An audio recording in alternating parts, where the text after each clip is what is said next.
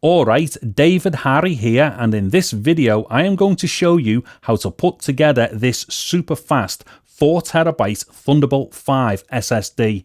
Now this is actually made up of two separate components. The first component is the TB501 Thunderbolt 5 to NVMe Enclosure by Acasis, and Acasis did send me this enclosure in exchange for a review, although no money has changed hands, and thank you to Acasis for once again supporting my channel.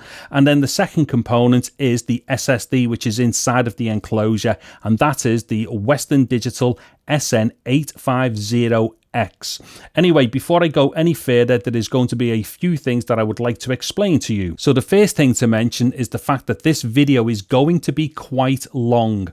Now the reason why is because I'm going to do a section where I show you how to put together this SSD, then I will move on to how to format the SSD, then I will do some disk speed testing using the Blackmagic Disk Speed Test utility, and then I will move on to my usual real-world disk speed testing, and then I will come back at the end for an end summary. Now the next thing to mention is that during the real-world disk speed testing, you are going to see a problem which you may initially assume is a problem with the external SSD. However, it is not. It is a problem with the Mac. Now I will touch upon that particular issue at the end of the video during my summary. And as far as the Mac is concerned, the one that I am using in this particular video is my M4 Max MacBook Pro, and it is the one with the 1TB storage option. If you are interested in this Acasis enclosure, there will be links to it in the video description below,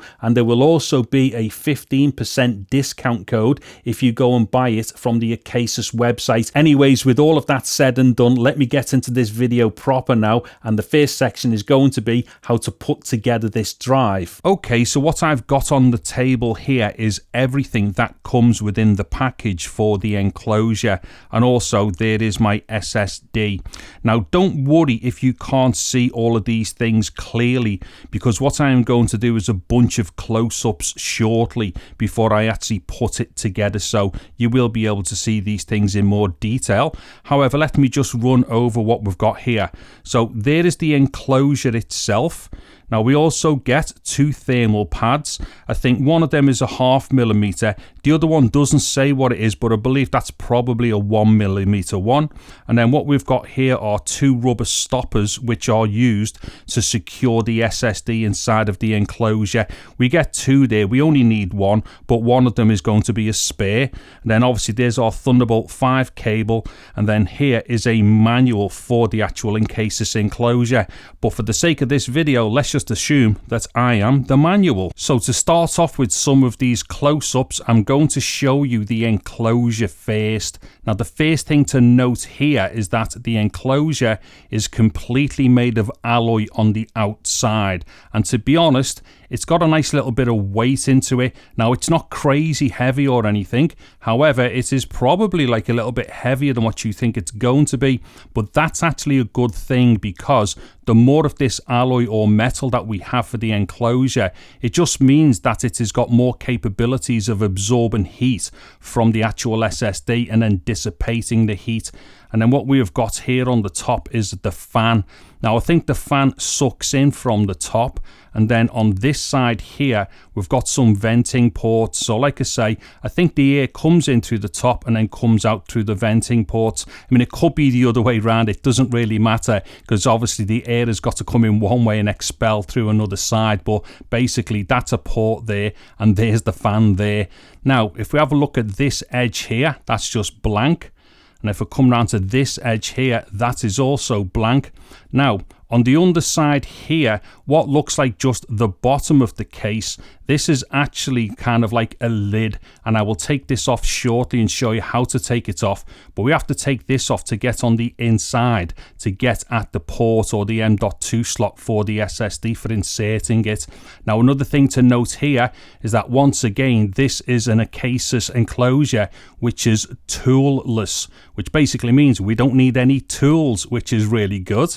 And then finally, if I come to this long edge here, This long strip on the side that we can see here, that's actually an LED indicator as well. So that's going to indicate when we're switched on and stuff, and like, you know, doing data transferring and stuff. These holes here, they're probably just another part of the ventilation system from what I can understand. And then in the center there, we have got our Thunderbolt 5 port. Now, as we can clearly see there, it says 80 gigabits per second. Now, just in case anybody's wondering, although Thunderbolt 5 technically can go up to 120 gigabits per second, that is only for video data. Any data such as data from SSDs is limited to 80 gigabits per second. Now, just moving back to the underside of the enclosure, I'm going to try and show you as best as I can how to remove the plate off the bottom. Now, just before I do this, I have to say that some of the other Acasis enclosures are a lot easier to open up than this one. Whilst it is toolless, which is a great thing, this one's a little bit more fiddlier than some of the other Acasis enclosures. Now, what it is, I don't know if we can see properly, but just under here, there's like a bit of a lip, and you've kind of got to get your finger sort of into it and then flip it up. So I've just explained what that is. It's like a lip under there that you get your finger up and try and pry it and push it up. Now, I'm explaining that because it might not be dead obvious when I do it now.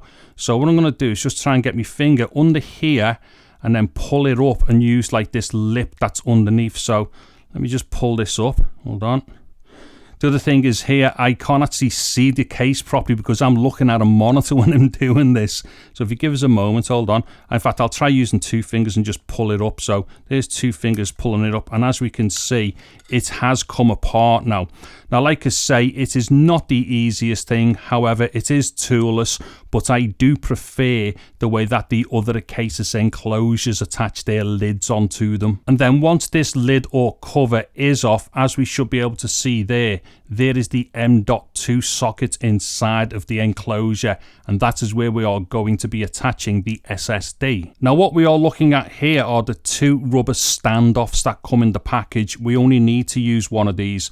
Now, I'm not entirely sure how in focus these are going to be because they are actually quite small. However, I will try and do another close-up with one of these in a minute just to show you how these connect onto the SSD and where they connect to within inside the actual enclosure. Now what we're looking at are the two thermal pads that come with the enclosure. Now one of these is marked up as being 0.5 millimeter thick, but I'm not entirely sure what the other one is. It's going to be either 1 mil or 1.5 mil, something like that.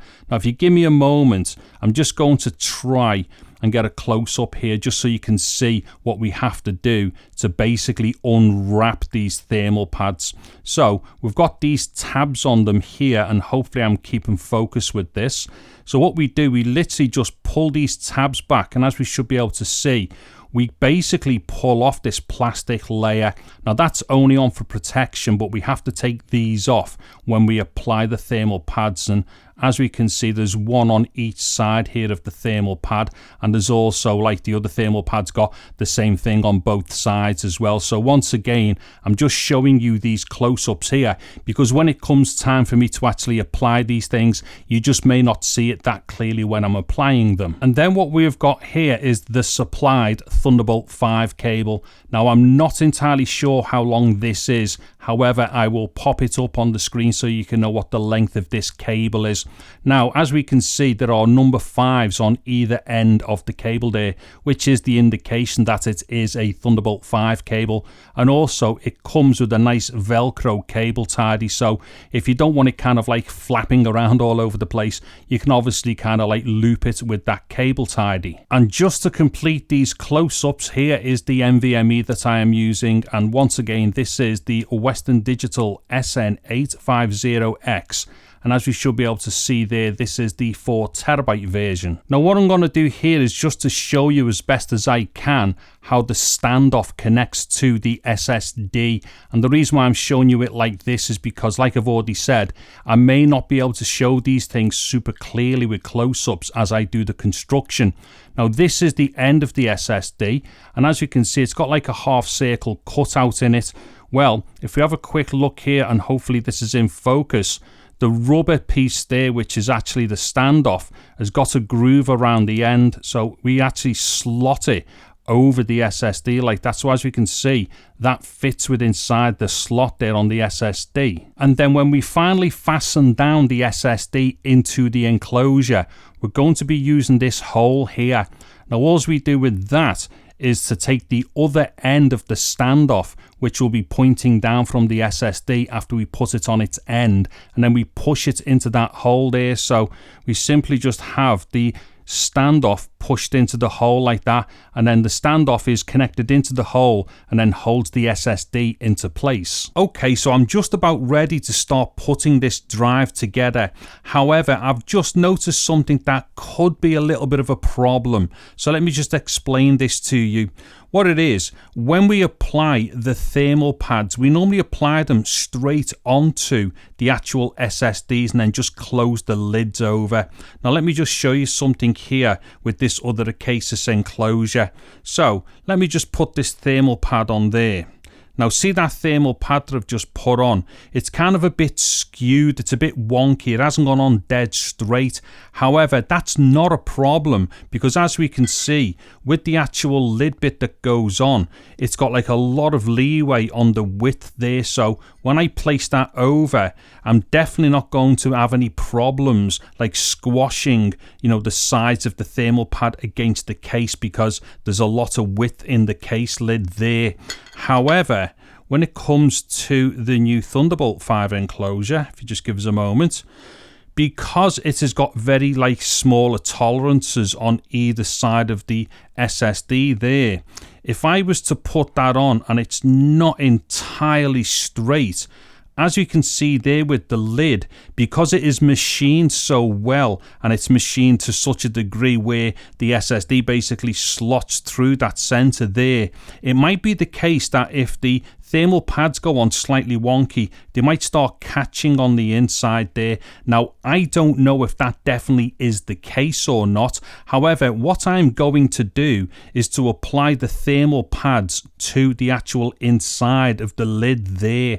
Now, doing that, we definitely know then that the thermal pads are fitted in there perfectly. And if that is the case, they will perfectly fit over the SSD as well. So I just thought I would make that clear to you, because other people might want to just put the thermal pads straight to the SSD, which is what you normally do, then put the lid on. But what I'm going to do here is to apply the thermal pads to the lid first and then flip that over onto the SSD. Actually, just one other thing here. Some people may have noticed the SSD that I am using with inside this enclosure. What it is, this is the Acasis TB501 Pro M1.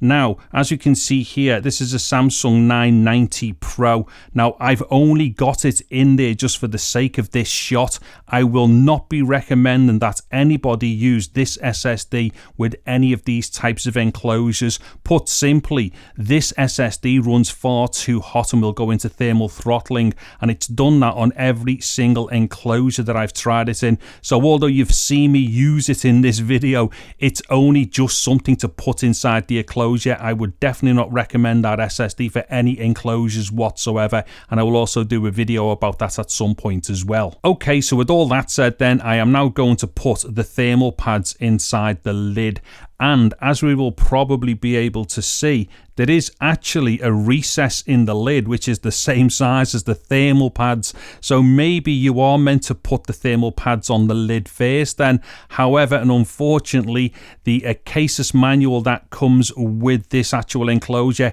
isn't actually clear about how you should attach the thermal pad, so I'm going to assume that this is the right way. Now, I'm going to try the thicker one first, and I will try and do this without struggling too much, but as I've already shown you how to deal with these pads, you know exactly what to do. Now, unfortunately, I forgot to show you on the thicker pad, one side has got the tab on that we pull off, but the other side doesn't, and we have to try and kind of fumble a bit to get at its corner. Now, I've already kind of loosened that off so I can get it off quite easy right now. So let me just pop that off. I might go out of focus here. I'm trying to stay on focus there with the inside of the lid. So in fact, let me just see if I can just pop this in first on its own without the need to put my grubby fingers on the other side of the thermal pad. Oh, and by the way, before you do something like this, always make sure that you've cleaned your hands properly and dried them properly. Now, I don't know if we're going to be able to see this here, but as it happens, it looks like that thermal pad fits in perfectly into that space there. So I think this is the right way of doing it. And you might also notice it's a bit mucky or a bit messed up on the end there. That's because I was struggling with it a little earlier on, trying to get the back off it so I could pre-release it before I got into the video. Anyway, I'll just push that down a bit more onto there, and it is a proper nice snug fit. And then I will just grab the other end there, which is the other protective film layer, and I will pull that off. And as we can see, it's pulled a little bit of the actual thermal pad off because I pulled it off with my finger before. Right. Now, at this point, it might well be the case that you would only need to use one of these thermal pads. However, what I've already done without actually, taking the thermal pads apart is to try two of them inside, and it does fit perfectly. The case closes properly. So I would personally use both of them. And the reason why is because we definitely will get a secure contact between the SSD to the thermal pads to the lid. Now, don't forget that connection to the SSD is super important because that is our thermal connection, and we need that to be solid so we are actually extracting the heat away from the SSD. So I'm going to say use both of them, and that will definitely give us a secure thermal connection between the SSD to the thermal pads and then finally onto the case there. Right, I was going to open that up first. I won't do that. I'm going to put it down like I did the other one and then take it off afterwards. Now let's see. Okay, now this is what I was explaining before. This is a little bit more fiddlier to get in. It would appear that this pad might be slightly wider. Okay. Ooh, let me just see. Right, I'm going to have to try and push this in as best as possible. Right, so all I'm doing here is to show you in real time exactly what I'm doing. I'm not going to cut around anything here, and it's only so you can see what's got on. Right, I've got to be dead honest. That extra pad there is slightly wider than what the gap is inside there. Now it will go in, but as I've just done, you're probably going to have to kind of coax it in a bit more there. The other pad went in fine, as you could see. This one kind of like needs a bit more kind of pushing into place. However, it is going to be fine. Now what I'm going to do is just take the other plastic layer off here. Hold on. Let me just keep that pressed on there so I don't pull it out again. Okay, right, like I say, this one does feel a little bit more problematic. However, it has gone in and it is all good, but let me just see, let me just push that in a bit at the edges there. I mean, it is not ideal to be touching the thermal pads the way that I'm doing here. However, I am doing it just so that I can make sure that they are in place properly. Okay, so as we can see there then, and I'm sorry if that looked like a bit of a struggle, but I am only trying to show people exactly what's going on. They are now inside there properly. So now when I attach this lid back onto the enclosure, those thermal pads are definitely going to line up properly over the SSD. Okay, so I'm now just going to insert the SSD into the enclosure, and this is super easy and straightforward. Now as we can see here, there is the pin end of the SSD, and hopefully what we should be able to see is that the SSD has got a notch cut out in it there on the pins. Well, that lines up with like a little sticky out piece here on the M.2 slot, so we cannot put it in the wrong way. In fact, let me show you it going in the wrong way, and it won't go in because, well, it's the wrong way, right? So as you can see, we can't put it in that way. So what we do, we just literally line up the edge or the end of the SSD with the M.2 slot. It will guide itself onto that pin, and the slot will go around the pin, and then we just push it in gently. We will hit the end there. You will feel it kind of click a little bit, and it won't go any further. And we will definitely know that it's in place because it will hold itself up in the air. Now I've actually got this focused here for like a certain plane of focus. However, if I just hold that up there, we should be able to see the SSD is a bit springy. It's basically just holding itself into place, and that's exactly what we want to see. Okay, so with the SSD now connected to the M.2 slot, I'm now just going to put this rubber standoff over the edge of the, over the end of the SSD, as I'd shown you earlier on. That will kind of hold itself into place as well. And then I'm just going to push that whole thing down there, and then that rubber standoff should find its way into the hole at the back there. And now that's our SSD fully connected into the enclosure. And then the last thing to do as far as putting the SSD together is concerned is to put the lid back on. Now, as we will see here, the shape of the lid just lines up exactly right, as we can see, so it can actually only go in one way. So let me just place that over. What it is, you kind of have to just move it about a little bit, and you'll feel a bite on the underneath when it lines itself up on the inside. And once it's done that, you just push down on the lid there, and then that is it, all secured back on. So as we should be able to see there, that is now our new fresh SSD that we've just put together. And then the very last thing to do is to connect one end of the Thunderbolt 5 cable here to the Thunderbolt 5 port on the enclosure, and then plug the other end into the Mac, and it is then ready to be formatted. Okay, so I am now onto the desktop for my Mac. Now, just quickly, if you hear any fan noise during this section of the video, it will not be the Acasis Enclosure. It will be the fan on my external HDMI recorder, which is what I use for recording the video output from my Mac. Now, as we can see here, I've got an external drive showing up on my desktop. This is indeed the drive that I've just shown you that I've put together. However, because I have already been using it, it has already got a name and it is already showing up on the desktop when I connect it to my Mac. Now, when you connect your SSD to your Mac, it may not show up with a name, or it might show up with a name, or there may be no icon that pops up. Don't worry about that, because what I am going to do first is to show you how to format the SSD. Now, just before I do that, let me just copy the name of that SSD, because I'm going to use the same name when I reformat it. Now, what you need to do is to open up Disk Utility. Now, if you know where that is, just go ahead and open it up. However, if you don't know where it is, no worries, I will show you now how to find it. So if we come up here to the top right, as we can see, there is an icon of a magnifying glass. Well, if we just click on that, this will open up Spotlight Search. So just tap into Spotlight Search here and start typing in Disk Utility. So D-I-S-K, and at some point, as we can see, it will pop up here with the prompt for Disk Utility. So just go ahead and click on that.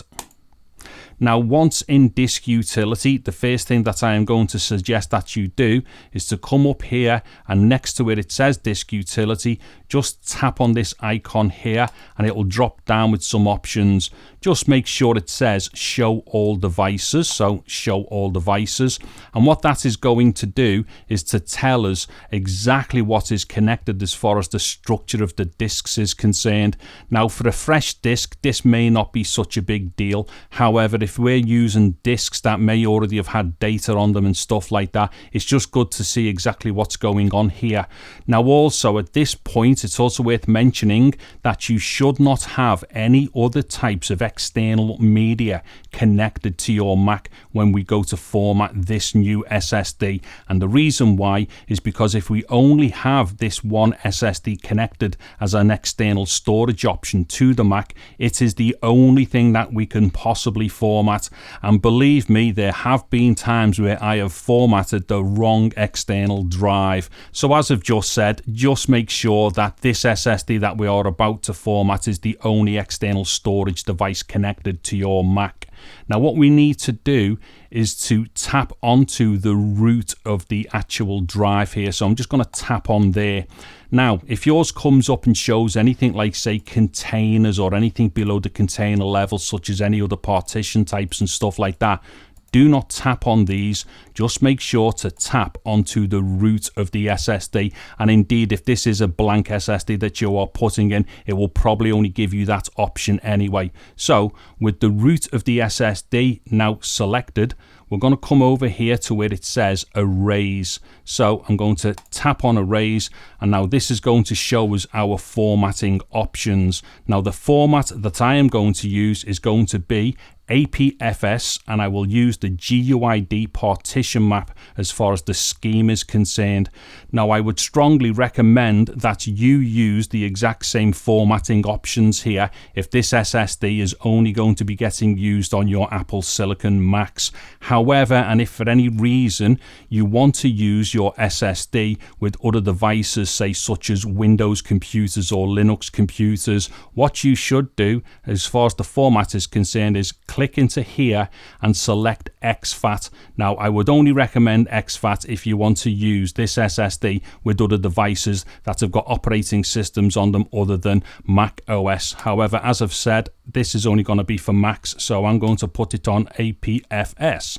Okay, now what we need to do here is to just click on Erase. Oh, sorry, we need to give it a name first. That's the reason why I copied the name from my SSD in the first place, wasn't it?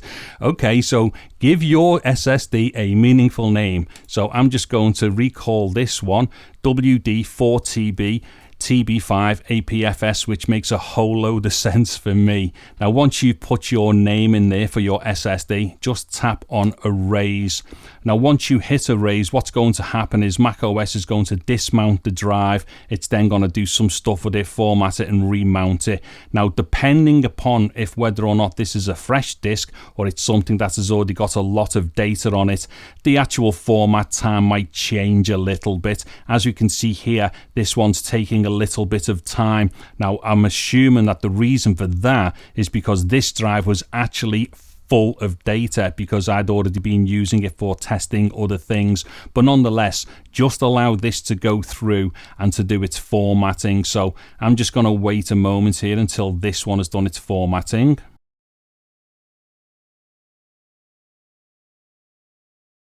Okay, so my SSD has now formatted. However, that took a very long time. So I'm just going to test for something in a second actually.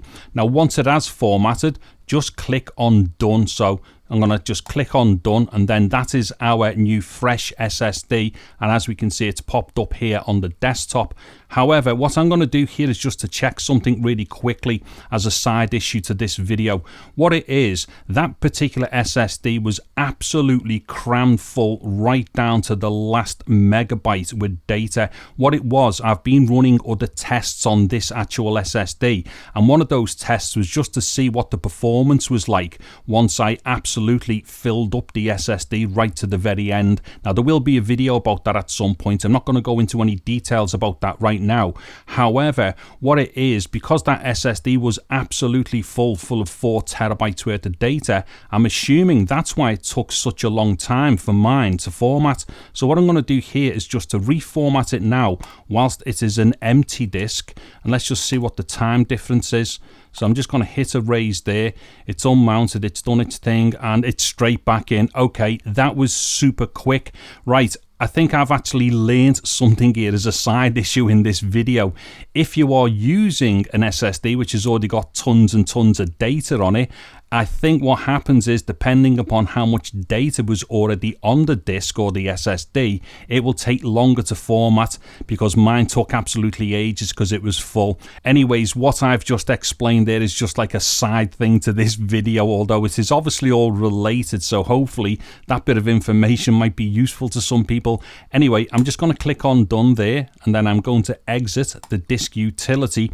Now what I'm going to do first of all is to do the synthetic disk tests. Now to do this, obviously we need to know what the speed of the actual internal storage is like on the MacBook, because don't forget, you can't actually stress something out during a test. If for instance I'm trying to write data to one location but it can't be read from quick enough to actually maximize the write speed to the destination it's going to, and vice versa. So we do need to know what the speed of the Mac's internal storage is like here. So what I'm going to do is to open up the Blackmagic Speed Test. Now what I'm going to do is use 5 GB as the test file.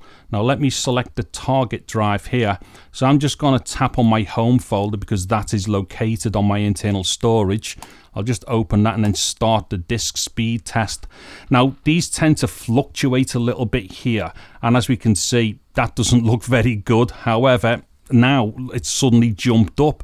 Now the thing here is, I've noticed this a lot with all of the Macs that I've had. These like speed tests for the synthetic ones, these sometimes it's as if it's like it needs to warm up or something. That obviously isn't the case, but as we can see now, these write and read speeds are now really good. But when I first started the test, they were like really low. I'm not entirely sure why that happens, but as you can see here, my write speed is about 6,300 megabytes per second, and my read speed is about 5,100 megabytes per second. Now they will fluctuate very slightly once we are actually at speed, as it were, right now. But anyway, they are the read and the write speeds that I am achieving with the internal storage on my MacBook. So I'm going to stop that test. Now what I'm going to do is to come back. I'll leave 5 GB selected as far as the actual size of the file is concerned, which is being used for the test.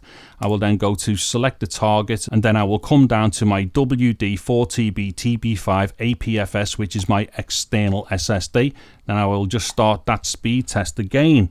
Now look at this. This, as far as I'm concerned, is absolutely fantastic.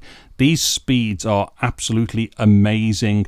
I'm safe on saying that the write speed is going to be 6,000 megabytes per second. It is going to fluctuate a little bit around that point, slightly under or slightly over. It's dropped down now to 5962, but in general, that's gonna, there we go, it's now gone over 6,000. So I'm gonna call it 6,000 for the write speed. And as far as the read speed is concerned, that's gonna hover around 5,800 to 5,890. It's actually a lot closer to 5,890. Okay, do you know what? I'm going to call that 5,850 just to be fair. Okay, so we've now got our synthetic speeds here, and as we can see, this Acasis combination with this Western Digital is really, really fast. So let me just stop that, and I will exit the disk speed test. Now, the next thing that I am going to do is going to be the real world disk speed tests. And to be clear, this is where I move a large amount of data between the Mac and the external drive, so going backwards and forwards to get our measurements for these particular speeds. Now, the folder that I'm going to use for this test is this one here, which has got 500 gigabytes of data within inside it. So what I'm going to do is just to quickly show you the actual contents of the folder.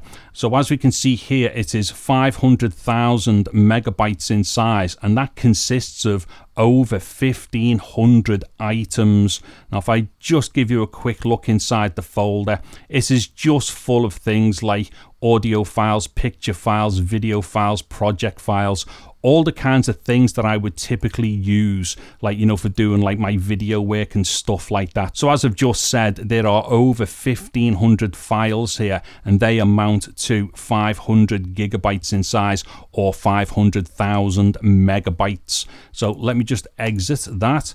What I'm going to do is to open up the external SSD here. Now let me just get my stopwatch. So what I'm going to do is to drag and drop that 500 gigabyte folder and move it onto the external SSD. And then what I will do is to click start on the stopwatch, and that will allow me to then calculate the actual real world bit rate for this actual movement of data. So let me just drop and start. Okay, now this is going to be quite quick. However, what I will do is to just speed up through this and then stop it at the end to get the timing for when that folder is actually completely moved over onto the external SSD. Okay, so I'm going to come back in here and get ready to hit pause once that folder has been there we go. Okay, I'm just going to round that up to 1 minute and 27 seconds. So just give me a moment while I make a note of that. Okay, so what I am going to do now is to move that folder back to the internal storage of the Mac. So what I'm going to do first of all is to delete the folder that was on the internal storage. Okay, let me just empty that. And actually quickly, before I do this, let me just show you how much free space that I have got on my internal SSD here. So as we can see, I've got just over 800 gigabytes in size. Now, the reason why I'm showing you that is because we are moving a massive amount of data back to it now. And I'm just letting you know that I've got like about 300 gigabytes worth of overhead here. So I'm not kind of like towards the very end of the internal storage, which would probably have an effect on the data movement. So this is just to show you that the test environment is all sound and I can't be influenced by anything such as low disk space and such. Okay, so I will exit that. Now I will just reset that stopwatch there. I will do the same thing. I will drag that folder back to the desktop and hit start. Let me just do that. So drop and start. Okay, now once again, I am just going to speed through this. I will come back in at the end and then get the reading for how long it has taken us to write the data back to the Mac's internal storage. And of course, what we are doing now is measuring the read speed of the external SSD.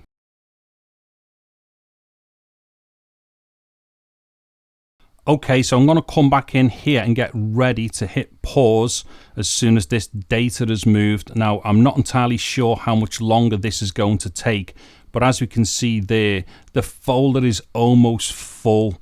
Now, there's obviously something going on here, as we can see in the timings, and which is obviously the thing that I'd mentioned at the beginning of the video, which I will explain when I get to my end summary. But, oh, there we go. Okay, right. I'm going to call that 3 minutes and 27 seconds. So just give me a moment while I make a note of that. Okay, so now that I have got the timings for both of those real world speed tests, I'm just going to do some quick calculations so that we can get the bit rate. Okay, so as far as the real world disk speed test results are concerned, here they are. Now, just before I go through these, just remember that when we measure things such as data speed or data storage, we do indeed measure in denary or base 10. We do not measure in binary or base 2. So what that means is we do actually have like 1000 megabytes in a gigabyte and 1000 gigabytes in a terabyte, so on and so forth. The measurement of 1024 is a very old measurement which is no longer used, and that is now called megabits, gigabytes, and so on and so forth, and that is the measurement for binary and base 2. So like I say, before anybody starts saying anything in the comments that these measurements aren't done correctly, we do measure in base 10. So with that all said, the total file size for the test folder was 500,000 megabytes. So as far as the write speed was concerned, that took 1 minute and 27 seconds, which is 87 seconds. So if we divide 500,000 by 87, we get 5,747, which is 5,747 megabytes per second for the write speed. Then moving over to the read speed, that took 3 minutes and 27 seconds, which is 207 seconds. So if we divide 500,000 by 207, we get 2,415, which is 2,415 megabytes per second. Now immediately you are very clearly going to see that there is an issue with that read speed bitrate. However, I can tell you right now that that is not an issue with the Acasis Enclosure or the Western Digital SSD that I have used. There is in fact an issue that's arisen here that I've not seen before, which is something to do with the Mac's internal storage, and I will touch on that now during my end summary. Okay, so to an end summary. Now, just before I start talking about the results of those speed tests and what have you, and in particular that issue that we just seen, I'm just going to give you an idea of the noise levels with the enclosure. Now, don't forget, obviously, it's got the fan in it and the fan is permanently on. So right now, as I'm talking, the fan is on.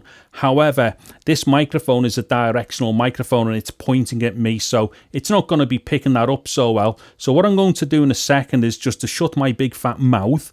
I will give it a bit of silence with the drive on the table there. Then I will slowly bring it up towards the microphone just to give you an idea of the noise. So let me just stay quiet.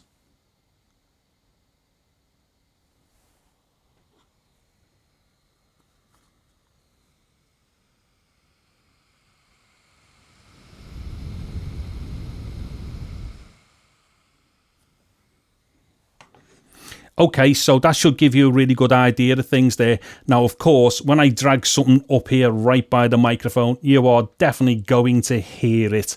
However, when it's on the table, and it would be a little bit further away from me when I'm working, yes, you can hear it, but it is not like an annoying high-pitched fan. It's more of a whoosh sound. I'm going to say you can hear it. If you've got other noises going on around you, then you're likely not to hear it, but the bottom line is it is not a loud fan, so that should give you a good idea of that.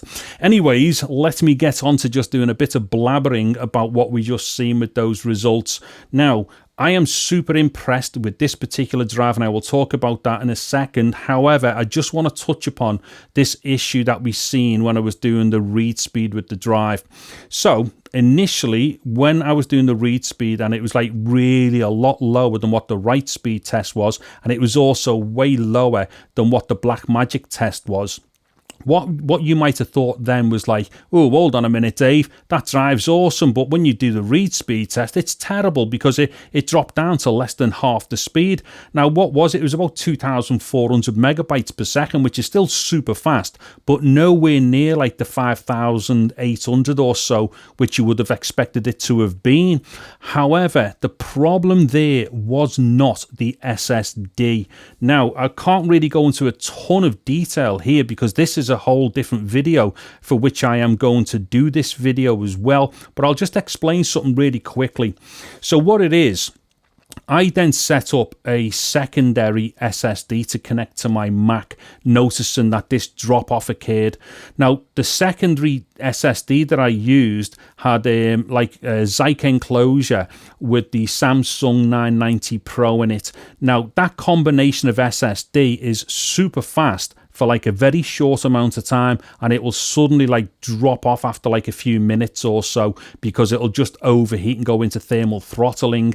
However, that particular drive setup will work for like 3 or 4 minutes at its maximum speed. So what I'd done, I attached that to my Mac, and then I'd done the same test where I was reading from the Acasis Enclosure with the Western Digital to the Zyke with the Samsung, and in that test I maintained the maximum write speed to the Zyke right the way to the very end of the actual data dump, and then right at the very end it drops down really low. But that drop down really low, I think it's when it's like flushing its cache or something. It most certainly wasn't like a huge drop in the middle of the actual test that I'd done. So that proved to me that the read speed immediately, there was nothing wrong with it from the Acasis Enclosure with the Western Digital. So then what I'd then done is went back to the Mac, and then I used Activity Monitor, which is what I used when I done the test with the Zyke with the Samsung. And then what would you know, about halfway through the write speed, suddenly the bitrate plummeted. Now, it started off mega well. It was about 5,800 megabytes per second, and it was doing that for some time, but then it just plummeted somewhere around halfway through the test thereabouts. And then it was like, I can't remember now, it might have gone down to something like 1,400 megabytes or something. It went really low. Anyway, what that is telling me is that there is caching issues going on with inside the Mac. Now, I have never seen this before, and the reason why is because up until now, I've never had a drive system, and I dare say nobody has. No one's had a drive system where when you dump like data into the Mac, you could could actually exceed the max kind of buffer and stuff like that. So in the past, when I've been using Thunderbolt 4, for instance, and my max read speed into my maximum read speed, not max as in Mac, my maximum read speed to go into the Mac from the external drive might only have been around 2,800 anyway. Well, at that point, I don't think that's sufficient enough to flood the buffer or whatever it is it's doing with the cache with the Mac for its internal drive. However, because this drive is super fast, this then shows up this particular issue with the Mac. Now, there's a lot more to explain about that, but I can't do that right now because obviously this really isn't the video for it. However, I will be doing that video and I will replicate the test that I've done to show that when the Acasis with the Western Digital is paired up going into the Zyke with the Samsung, we definitely get the faster speed. Right, I'm just going to cut myself off right now. What it is, when I start talking about certain things, I just want to give as much detail and information as possible. However, that particular thing I'm talking about, it isn't really part of this video. I've got to mention it. I have mentioned it, and I will do a dedicated video about it, which goes into great detail. So definitely keep an eye on my channel for that one. But that was the reason why that particular test was skewed. It was the fault of the Mac and not the external drive. Anyway, I just want to just quickly go on about the positive things that we've learned out of this video, and that is that this particular combination of the Acasis TB501 and the Western Digital are absolutely fantastic. As we could clearly see there, during that write speed test, I can't remember off the top of my head now, what was it, like 5,700 megabytes a second? Well, it maintained that for the duration of dumping a 500 gigabyte folder. Now, there is no other drive that can do that, and I would strongly recommend that you go and have a quick look around some of the other videos on YouTube to do with Thunderbolt 5, you know, SSDs and stuff, because none of those videos are showing anything that works that well. So we've basically got things like the OWC drive and I think Sabrent. Now, I've seen both of them being demonstrated. However, what people are clearly doing is avoiding the issue of doing really big data dumps, because those drives will go into some either like thermal throttling or buffering issues. So what we tend to be seeing with those things are things like, you know, the Blackmagic disk speed test. Well, I can put an SSD inside this enclosure, which is even better than what you've seen in this video, and that is the Samsung 990 Pro. Now, in like the synthetic to do with the Blackmagic disk speed test, that thing reached about something like 6,600 megabytes per second. However, as impressive as what that is, it cannot maintain that. It will drop really quickly when you're doing long data dumps, and that is exactly what we are seeing so far on YouTube with the likes of OWC and Sabrent drives. And the people who are demonstrating them, I mean, some people have been honest about it because they have shown that they do drop in their, like, you know, their data rates. But for the best part, you know, people are kind of like showing these drives and going, look how great these are and stuff like that. And it's like, well, really, are they that great? What's the point in having something like 6,000 megabytes for like a brief part of your data dump, when in reality, if you do a very large data dump like 500 gigabytes, you might as well have been using a Thunderbolt 4 system which didn't throttle or drop or do anything, compared to a Thunderbolt 5 drive which kind of like partway through completely plummets, which then extends the amount of time it's going to take overall to actually do the data dump. But as we could clearly see here, you know, there was 500 gigabytes moved at like just over 5,700 megabytes per second. There is no demonstration that equals that so far with anything else on YouTube to do with Thunderbolt 5 SSDs. And of course, the read speed thing, that was obviously hampered by the issue to do with the Mac. So the bottom line here is simply, this drive is just fantastic. Now, I've got to be dead honest, I have not done like, say, like a 15-minute kind of thermal throttle test or anything like that. As soon as I get time, I will start deep diving with those types of things as well. And I also don't know if there's going to be a specific cutoff point to do with the caching for the Western Digital. Now, all I can say about that though is 500 gigabytes is a fair amount of, like, you know, data to be moving. And I would imagine that for most people, you know, if they can do 500 gigabytes in the kind of speeds and the times that I've just shown there, that's probably going to be reason enough to go to a Thunderbolt 5 system. Like I say, depending upon the SSD that's inside the enclosure, you might run into certain anomalies like thermal throttling, or indeed you might start exceeding like the caching of the actual SSD after a point and stuff like that. However, those things there have got nothing to do with the enclosure. They're just down to the technologies to do with the SSDs that are being used. Like I say, I will test a few more SSDs with the enclosure, see if there's anything else that I can come up with. However, immediately it is still the Western Digital SN850X, which is my recommendation for any system, to be honest. Right, I'm just going to cut myself off once again, because once again I've started digressing. The problem is, as I've just said earlier, I kind of like want to give out as much information and stuff as possible. However, again, this is not the video for that. But those things to do with all the stuff that I've mentioned in this video in the actual end summary, I will do videos about them at some point. I've just got a lot of things to catch up on at the moment, so I don't know when I'll be able to do those things. And also, I'm not entirely sure as to, like, you know, how interested people are in those things. But the bottom line to this video is this Acasis Enclosure, I think, is absolutely fantastic. And so far, I've not run into any thermal issues to do with the Western Digital. And as I've already said, yeah, you know, maybe if I left it on for 50 minutes and stuff, maybe I'll see certain issues. Maybe they would be thermal, or they could even be caching issues to do with the SSD. I'm not entirely sure. I've not gone that far with it yet. But for the results that I've shown in this video to do with, like, moving a 500 gigabyte folder, which, let's face it, is quite a large folder to be backing up and moving about, it is absolutely fantastic. Anyway, I'm going to dive off because I don't know when to shut my big fat mouth. Don't forget, there's going to be like links and whatnot in the video description, and also there will be a discount code for the Acasis website if you're interested in getting hold of the enclosure from the Acasis website. And once again, if you've liked the video, please do give it a thumbs up. A sub to the channel will be absolutely awesome. I'm David Harry. Thank you very much for watching this video. Take care and goodbye now.